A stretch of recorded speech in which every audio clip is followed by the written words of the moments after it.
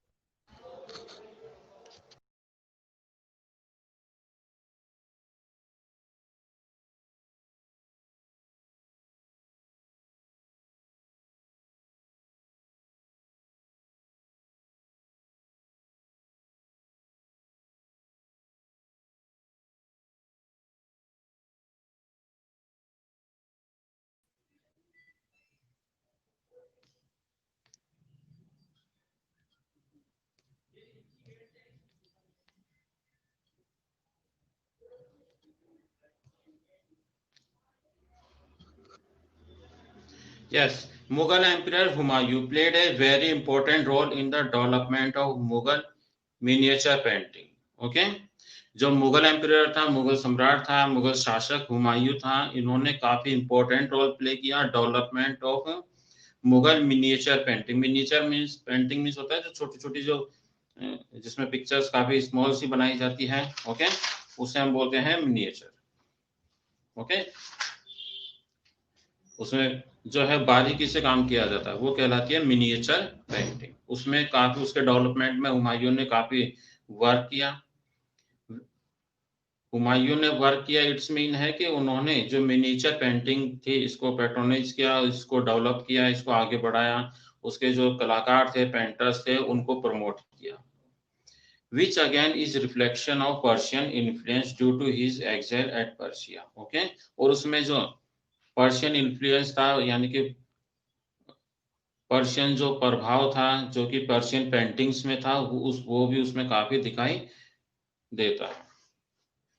So when he return to India he brought to famous. जब Persia से जब वापस इंडिया आया तो अपने साथ में टू फेमस पर्शियन पेंटर्स को लेकर आया था। तो इसका आप अंडरलाइन करना, ये क्वेश्चन भी आता है। मीर सैयद अली एंड अब्दुल समान। Okay, with him. तो पर्शिया से हुमायूं अपने साथ में टू पर्शियन पेंटर्स को लेकर आया। उनके नाम क्या थे? मीर सैयद आलम एंड अब्दुल समान।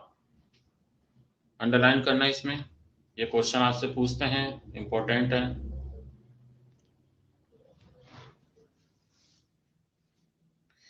Jahangir popularised portrait paintings and the painting of animals. इसके अलावा जो जहांगीर थे ये भी काफी अच्छे पेंटर भी थे, ये काफी अच्छी चित्रकारी करते थे।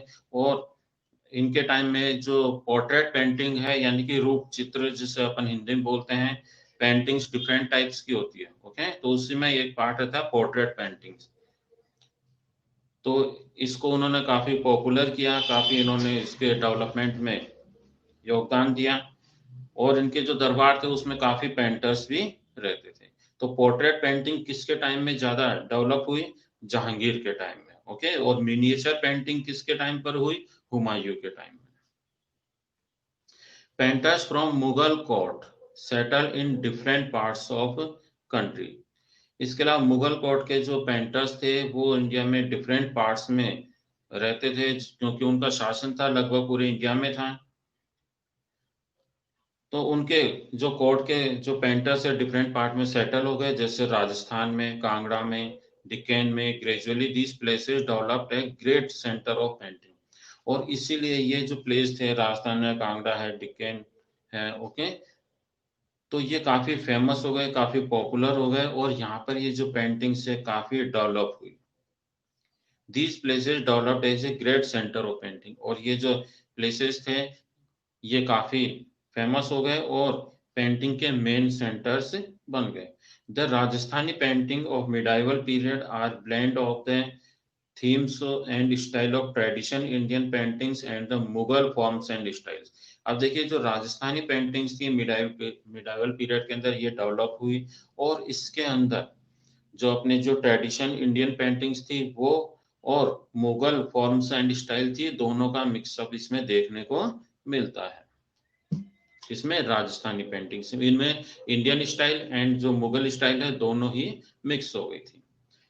क्लियर है बच्चों पेंटिंग्स का। नेक्स्ट आता है अपना म्यूजिक।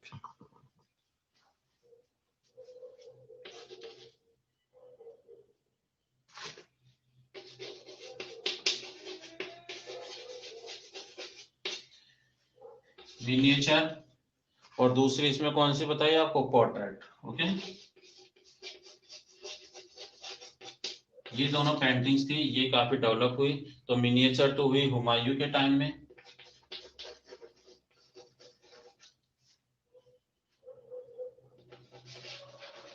क्वेश्चन पूछते हैं, और पोर्ट्रेट हुई जहांगीर के टाइम में। ओके,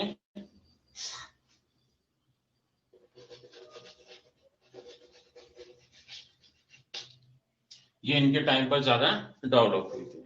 नेक्स्ट आता है अपना म्यूजिक।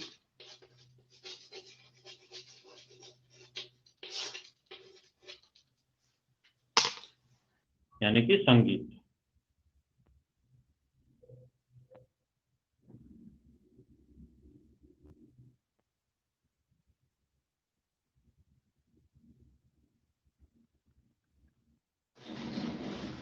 यस, देखिए इसमें म्यूजिक यानी संगीत, like languages, literature and painting, music too flourished in medieval period.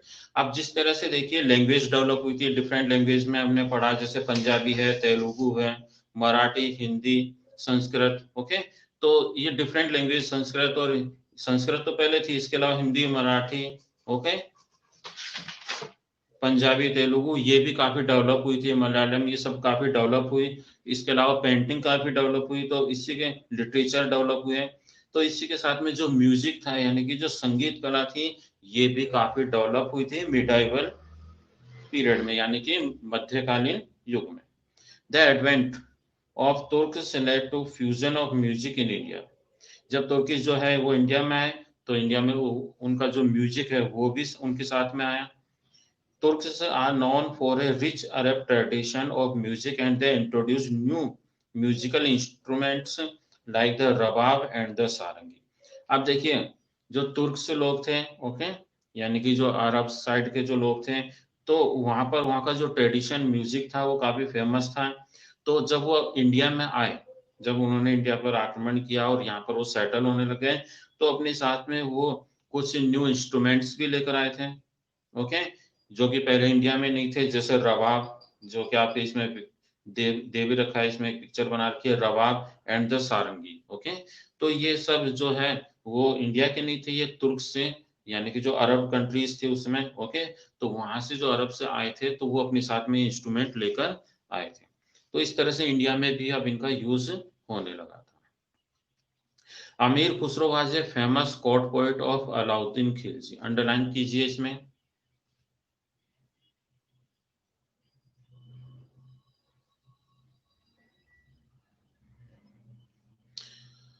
अमीर Khusro was a famous court poet of which emperor. तो आंसर होगा, एम्परर या रूलर कुछ भी बोल सकते हैं, तो आंसर होगा अलाउद्दीन खिलजी। तो जो अमीर खुसरो थे या आमिर खुसरो भी इनको बोल देते हैं, ये एक फेमस कोर्ट पोएट थे, यानी कि दरबारी कवि थे। कोर्ट पोएट का मतलब क्या हो गया, दरबारी कवि, यानी कि उनके दरबार में ये रहते थे और वहीं पर ये वर्क करते थे। तो अलाउद्दीन खिलजी के एक दरबारी कवि थे अमीर खुसरो, और भी कई थे बट ये उनमें मोस्ट थे। Amir Khusro was the friend and disciple of Nizamuddin Auliya. इस ये हमने पहले भी पढ़ा था। तो ये निजामुद्दीन जो औलिया है, जो कि इनके संत माने जाते हैं मुस्लिम धर्म के या सूफी जो भी हैं उनके, तो उनके मित्र भी थे और उनके शिष्य भी थे। अंडरलाइन करना, अमीर Khusro was the disciple of, फिर फिल इन द ब्लैंक्स या मैच द फॉलोइंग, कुछ भी पूछ सकते हैं।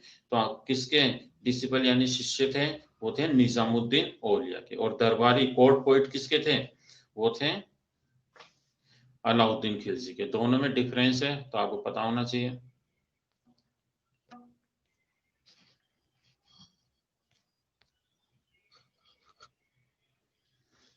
Yes, Khusro is credited for introducing many Persian Arabic ragas.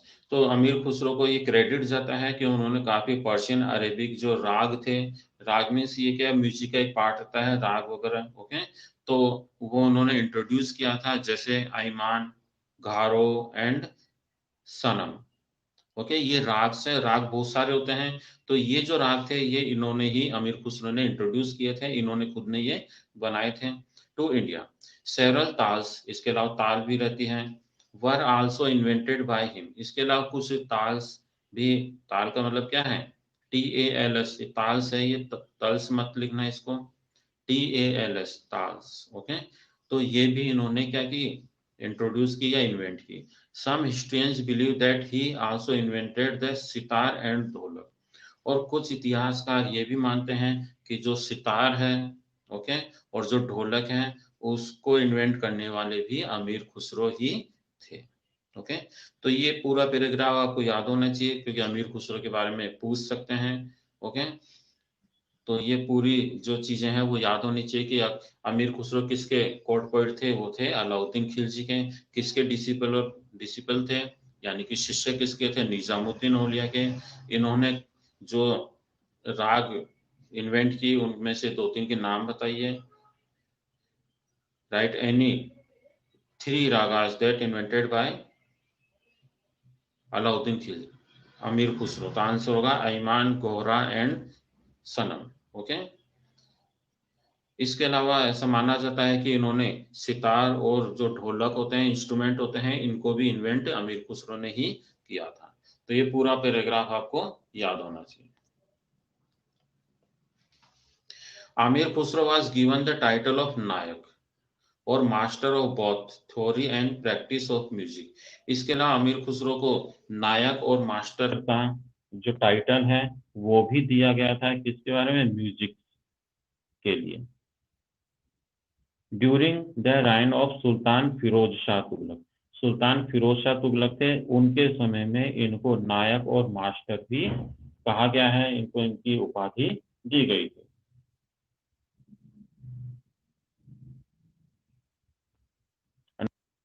बच्चों इसमें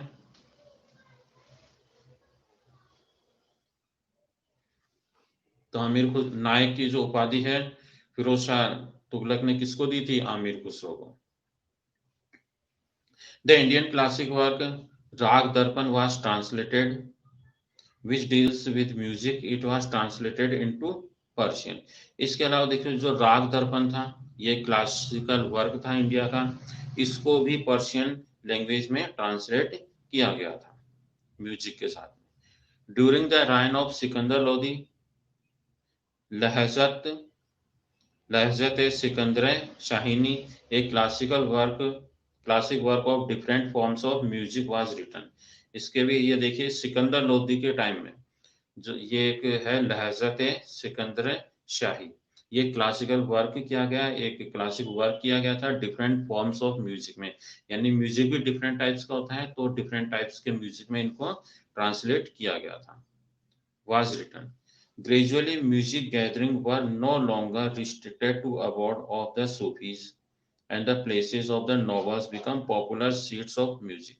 अब देखिए जो म्यूजिक था तो इनको ज्यादा रिस्ट्रिक्ट नहीं किया गया, कहाँ पर, जो सूफीज रहते थे, क्योंकि सूफीज में आपने पढ़ा जो सूफी संत थे तो वो उनके जो गॉड या जो अल्लाह जो भी रहते हैं, तो उनके लिए जो सॉन्ग्स वगैरह गाते थे तो उसमें म्यूजिक के थ्रू ही वो उनकी जो पूजा अर्चना है वो करते थे। ओके, सॉन्ग्स वगैरह गाते थे, तो म्यूजिक को ज्यादा स्ट्रिक्ट नहीं रख पाए सूफीज के टाइम में। इसके अलावा कुछ जो पैलेसेस थे, यानी कि जो राजाओं के जो महल थे, नोबल्स के जो महल थे, वहां पर जो म्यूजिशियंस थे उनके लिए भी सीट फिक्स रहती थी। कहने का मतलब है कि उस समय जो जो रूलर्स थे या जो नोबल्स थे, तो उनके दरबार में जो म्यूजिशियंस रहते थे इनकी काफी इंपॉर्टेंस हो गई थी, उनको एक स्थान दिया जाता था, उनको इम्पोर्टेंट माना जाता था। Music also developed in the regional kingdoms of India. इसके अलावा जो रीजनल किंगडम्स थे, यानी कि जो क्षेत्रीय शासक थे, क्षेत्रीय जो स्थान थे जहाँ पर जो छोटे राजा वगैरह थे उनका शासन था, तो वो रीजनल किंगडम्स कहलाते हैं, ओके, यानी कि क्षेत्रीय साम्राज्य। तो वहां पर भी म्यूजिक काफी डेवलप हुआ। The rulers of Jaunpur and Gwalior were great patrons of music. जैसे जौनपुर के शासक है, ग्वालियर के शासक है, तो ये भी म्यूजिक के काफी अच्छे पैट्रॉन्स थे, यानी कि संरक्षक थे। यानी कि जो म्यूजिशियंस थे उनको प्रमोट करते थे और वो खुद भी उसमें इंटरेस्ट रखते थे। Raja Mansingh of Gwalior was very fond of music. इसके अलावा राजा मानसिंह जो कि ग्वालियर के शासक थे, इनको भी म्यूजिक काफी पसंद था। He encouraged and supported the production of a book called Man Kautuhal. इसके अलावा इन्होंने एनकरेज मीन्स होता है प्रोत्साहित किया और सपोर्ट किया किसमें, जो मन कौतूहल जो बुक थी उसके प्रोडक्शन में उन्होंने काफी सपोर्ट किया। यहां तक क्लियर है बच्चों?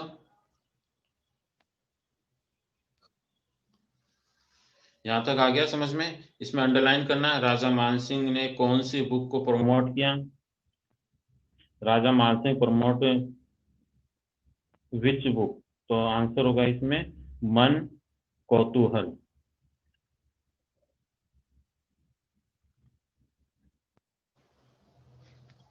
तो इनके जो प्रोनाउंसिएशन वो भी अब जैसे ऊपर आया राजा मान सिंह, तो MAN आया, तो उसमें हमने उसको मान पढ़ा, ओके, राजा मान सिंह। तो इसको राजा मन सिंह मत पढ़ना, ओके। तो आपको ये क्लियर होना चाहिए, आपको अंडरस्टैंडिंग होनी चाहिए कि इसका प्रोनाउंसिएशन क्या होगा। तो राजा मान सिंह होता है, राजा मन सिंह नहीं होता, ओके। इसके अलावा मान पढ़ा हमने, मन पढ़ा। अगर कहीं पर अलग से लिखा हुआ जाता तो हम इसको मैन भी पढ़ते हैं, ओके। तो आपको खुद को आइडेंटिफाई करना होता है कि इसमें अपन राजा मान सिंह बोले, राजा मन सिंह बोले या राजा मैन सिंह बोले। तो राजा मान सिंह होगा। इसी तरह ये मन कौतूहल है, तो यहाँ पर मान कौतूहल नहीं होता, ओके, या मैन कौतूहल भी नहीं होता, तो मन कौतूहल, ओके। तो ये वर्ड्स है, तो आपको इनको खुद को पता होना चाहिए कि सर ने इसको क्या बोला, ओके, टीचर इसको प्रोनाउंसिएशन क्या करना कर रहे हैं और हमें इसको क्या करना है।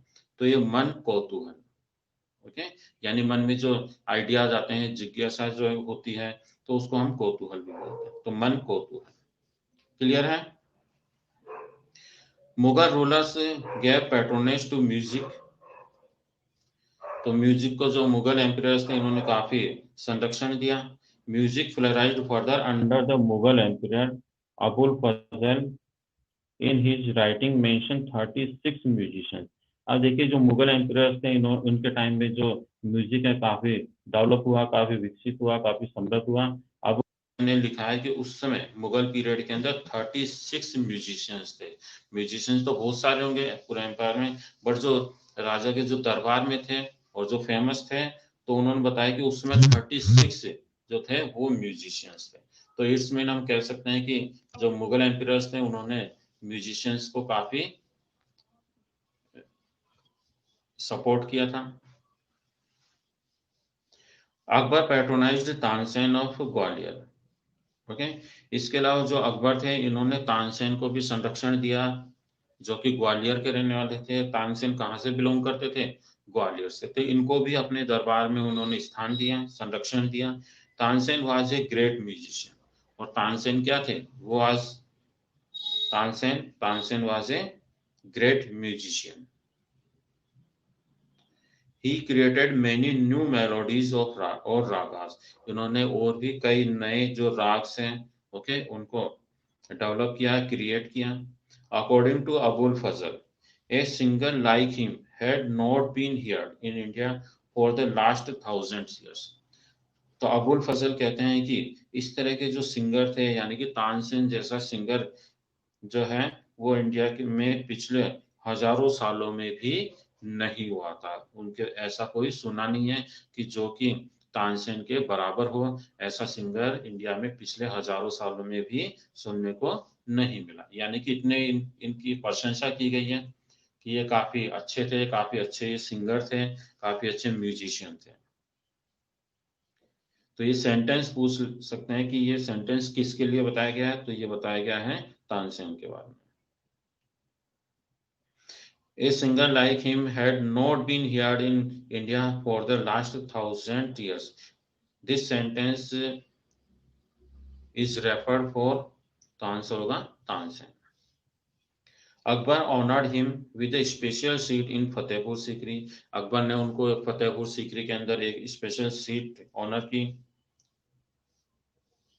Jahangir and Shahjahan also employed many court musicians, they both were fond of music. इसके अलावा जहांगीर और शाहजहां ने भी अपने दरबार के अंदर जो म्यूजिशियंस है उनको एम्प्लॉय किया था, अपने दरबार में उनको रखा था। ये दोनों ही म्यूजिक के काफी अच्छे जानकार भी थे और इंटरेस्ट रखने वाले भी थे। इन्होंने जो म्यूजिक है और म्यूजिशियंस है इनको काफी सपोर्ट किया। Aurangzeb banned all forms of music, underline कीजिए इसमें। Which Mughal ruler banned all forms of music, तो आंसर होगा औरंगजेब। तो औरंगजेब को म्यूजिक बिल्कुल भी पसंद नहीं था। ओके, तो इन्होंने म्यूजिक को पूरी तरह से क्या कर दिया था, बैन कर दिया था। म्यूजिशियंस वगैरह को सबको इन्होंने बैन कर दिया था कि कोई भी व्यक्ति म्यूजिक नहीं बजाएगा, नहीं सॉन्ग्स वगैरह गाएगा। तो इनके दरबार में या इनके शासन में पूरी तरह से म्यूजिक को क्या कर दिया गया, बैन कर दिया गया था। इससे जो म्यूजिशियंस थे उनकी कंडीशन काफी खराब हो गई थी और वो उनके जो एम्पायर था उसको छोड़ के दूसरे स्टेट्स वगैरह में जाने लग गए थे। ओके, उनके दरबार में या उनके स्टेट में अगर कोई म्यूजिक बजाता था तो उसको पनिशमेंट मिलती थी, उनको काफी पनिश किया जाता था। तो अकबर के टाइम में जो म्यूजिक है इसको पूरी तरह से बैन कर दिया गया था। इसके भी अंडरलाइन कीजिए। ये जरूरी नहीं आपके 7th क्लास में है, जब आप आगे पढ़ेंगे कंपटीशन की तैयारी करेंगे तो उसमें ये जो चैप्टर्स है ये काफी इंपॉर्टेंट रोल प्ले करते हैं, क्योंकि इनमें से बहुत सारे क्वेश्चंस आते हैं। ओके, आगे आप कोई कंपटीशन वगैरह करेंगे तो उसमें ये चीजें सब पूछी जाती है। तो अगर अभी से आपको लर्न होगी तो बाद में आपको कोई भी प्रॉब्लम नहीं आएगी, और अगर आप भूल भी जाएंगे तो ये वापस रिकवर हो जाती है। तो ऐसा कौन सा सम्राट था जिन्होंने, मुगल सम्राट था जिन्होंने म्यूजिक को पूरी तरह से बैन किया था, तो वो थे औरंगजेब। ओके, इंस्ट्रूमेंट्स के अलावा इन्होंने सब कुछ बैन कर दिया था। Music was encouraged after Aurangzeb death, लेकिन जब औरंगजेब की डेथ हो गई उसके बाद में म्यूजिक जो है वो वापस उसको एनकरेज किया गया, यानी कि प्रोत्साहित किया गया। औरंगजेब के जो बेटे थे मोहम्मद शाह, जिनको रंगीला के नाम से जाने जाता है। ओके, नेम तो उनका क्या था, मोहम्मद शाह, बट उनको रंगीला के नाम से जाना जाता है। तो इन्होंने म्यूजिक को वापस क्या किया, एनकरेज किया और प्रोत्साहित किया, और वापस जो म्यूजिशियंस वगैरह थे वो दरबार में आने लग गए और म्यूजिक यूज होने लगा। It was Mohammad Shah Rangila one of Aurangzeb successors, ये जो औरंगजेब के सक्सेसर थे उनमें से एक था रंगीला, वो एनकरेज्ड म्यूजिक, तो इन्होंने म्यूजिक को वापस एनकरेज किया। During the medieval period of difference between the North India classical music, popularly known as Hindustani music, and South Indian classic music or Carnatic music become prominent. इसके अलावा medieval period के अंदर जो है the difference between the north Indian classical music और south Indian classic music, इन दोनों के, ये दोनों भी देखे गए, इन दोनों में अंतर होता था। जो नॉर्थ इंडियन क्लासिकल म्यूजिक है इसको हिंदुस्तानी म्यूजिक कहा जाता था, और साउथ इंडियन क्लासिक म्यूजिक को कर्नाटिक म्यूजिक भी कहा जाता था। तो इन ये दोनों डिफरेंस फॉर्म्स है म्यूजिक की। नेक्स्ट आता है अपना डांस। बताइए यहां तक आपको क्लियर हो गया म्यूजिक का, या कुछ पूछना है इसमें, कुछ डाउट हो?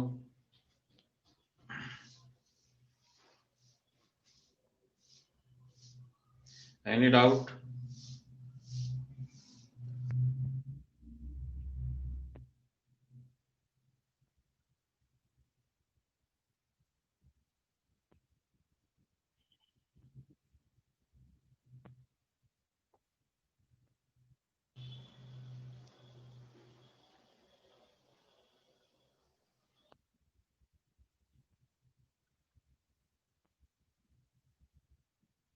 जिगीशा, ऑडियो वीडियो ऑन करने से क्या फायदा? मेरे यहाँ पर ये ऑन करता हूँ तो ऑफ हो जाता है, आप तो डायरेक्ट मैसेज किया हो।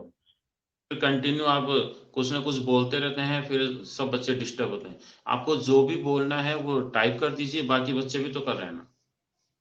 अब आप इतना बड़ा सेंटेंस कर रहे हो तो आपको जो प्रॉब्लम है वो ही कर दो। तो उसमें डिस्टर्ब ज्यादा होता है ऑडियो वीडियो ऑन करने से। ओके।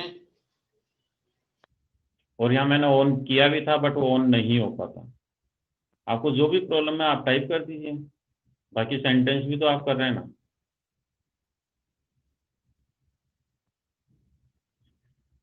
हम ऑडियो वीडियो ऑन करें तभी आपकी प्रॉब्लम सोल्व। तो बस अब आप बोलेंगे फिर बाकी स्टूडेंट्स भी करेंगे तो पूरा टाइम उसी में वेस्ट हो जाता है। आपको पता है एसएसटी का सिलेबस कितना लॉन्ग होता है। ओके। और फिर मैं यहाँ ऑन भी करता हूँ, फिर मुझे ये जो ब्लूटूथ है वो कानों में लगाना पड़ेगा।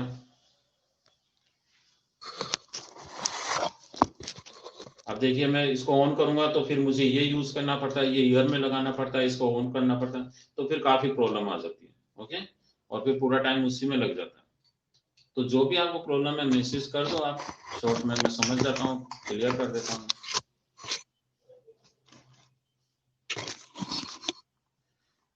ओके। फिर ये लीड को यहाँ लगानी पड़ती है, लिखने में इनमें काफी प्रॉब्लम आती है। और कुछ पूछना है आपको? नो? यस। अब देखिए डांस। देखिए डांस का मतलब है कि डांस नहीं देखना है आपको, पढ़ना है डांस। ओके। नुपुर, नेहल, कुछ प्रॉब्लम है आपको? समझ में आ गया?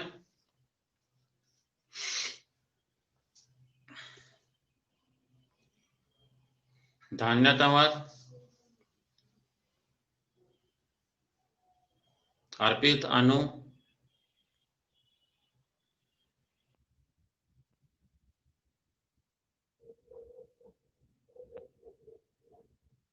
ओके। देखते हैं डांस। अब अपन क्या देखते हैं बच्चों? डांस। आप सबने देखा है?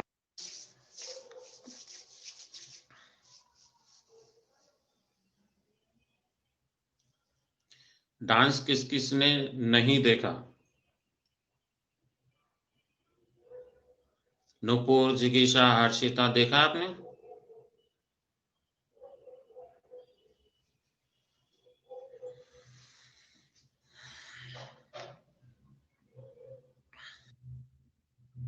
Okay, very good. सबने देखा होगा, किया भी होगा।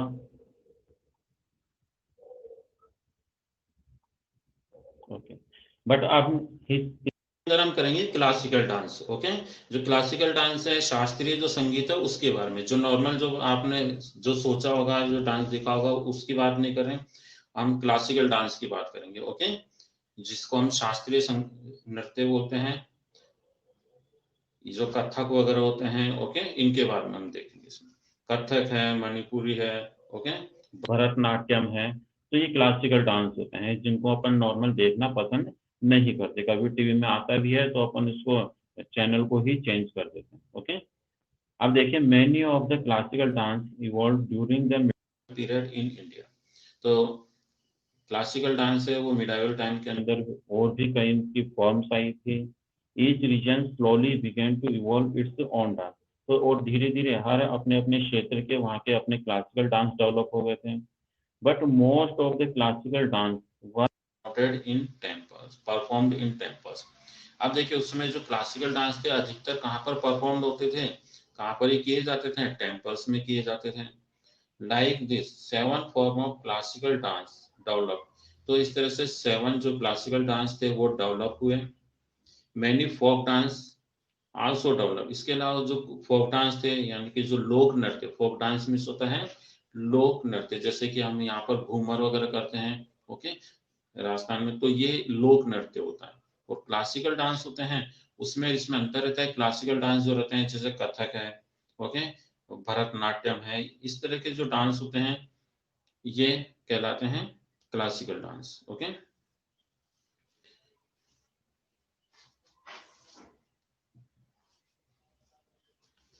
Most of classical dance were performed in temples. 7 forms of classical dance developed. Many folk dances also developed during this period.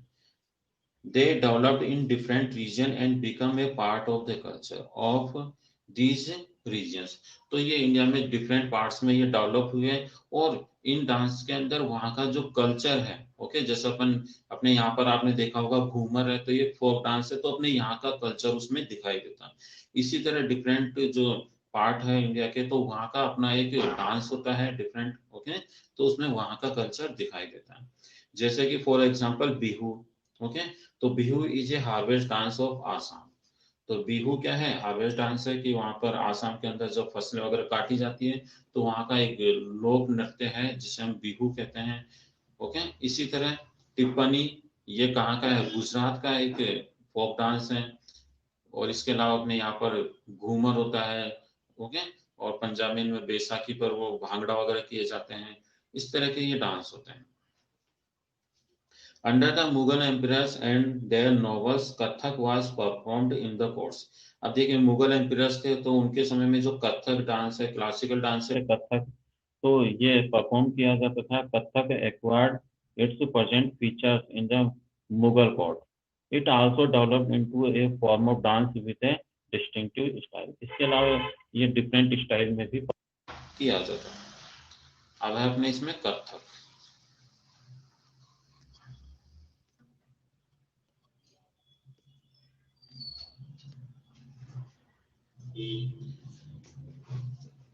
Kathak is a popular classical dance, underline करना इसमें। तो कथक क्या है, फोक डांस है या क्लासिकल डांस है? ये classical dance है ऑफ नॉर्थ इंडिया। कहाँ पर ज्यादा फेमस है, ये कहाँ का माना जाता है, नॉर्थ इंडिया का माना जाता है।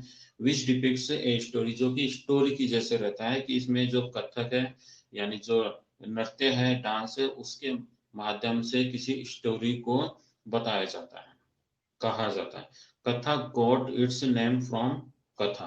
तो जो कथक शब्द है, जो कथक वर्ड है, इससे जो कथक वर्ड है, तो ये कथा शब्द, कथा मीन्स क्या होता है, स्टोरी, उसी से ये शब्द बना है। Kathak actually originated from the devotion recitations of the story tellers और द कथाकार।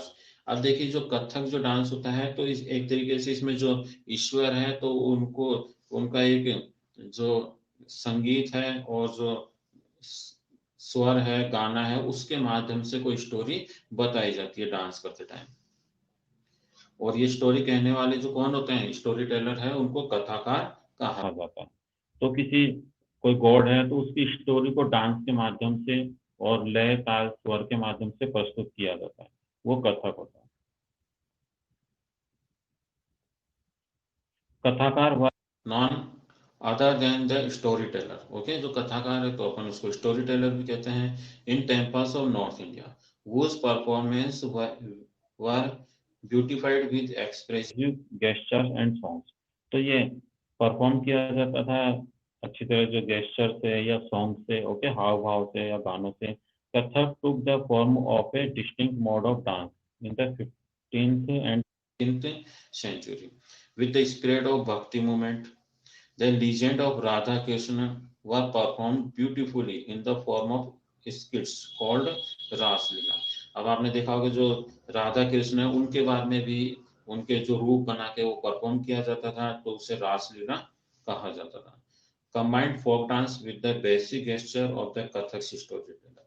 इसके साथ में उसने जो वहाँ की जो फोक डांस होता था, उसको भी उसमें इन्वॉल्व कर लिया जाता था, ओके।